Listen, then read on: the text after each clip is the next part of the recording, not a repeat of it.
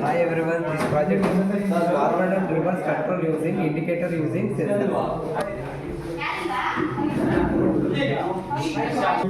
ನೀವು ಈಗ ತಾನೇ ಲ್ಯಾಡರ್ ಡಯಾಗ್ರಾಮ್ ನೋಡಿರ್ಬೋದು. ನಾವು ಲ್ಯಾಡರ್ ಡಯಾಗ್ರಾಮ್ ಯಾವ ಥರ ಮಾಡ್ಕೊಂಡಿದ್ದೀವಿ ಅದೇ ಥರ ಕನೆಕ್ಷನ್ ಎಲ್ಲ ಮಾಡ್ಕೊಂಡಿದ್ದೀವಿ. ನೀವು ಯಾವ ಥರ ಔಟ್ಪುಟ್ ಅಂತ ಹೇಳಿದ್ರೆ ಇಲ್ಲಿ ಎರಡು ಸೆನ್ಸರ್ಗಳನ್ನು ನಾವು ಯೂಸ್ ಮಾಡ್ತಿದ್ದೀವಿ.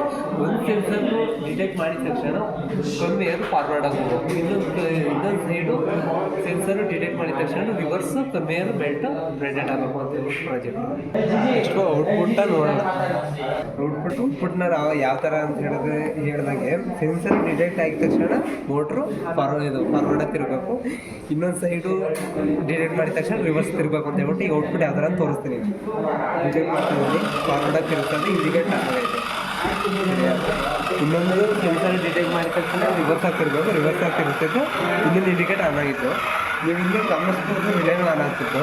ರಿಲೇಟು ನಾವು ಹಿಂಗೆ ನೋಡ್ಬೋದು, ಒಂದು ಇಂಡಿಕೇಟರ್ ಡಿಟೆಕ್ಟ್ ಆಗಿದ ತಕ್ಷಣ ಇದು ಫಾರ್ವರ್ಡ್ ಆಗ್ತೈತಿ, ರಿಲೇನು ಡಿಟೆಕ್ಟ್ ಆಯಿತು, ಅದೇ ಇಂಡಿಕೇಟರ್ ಆಗ್ತು. Thank you.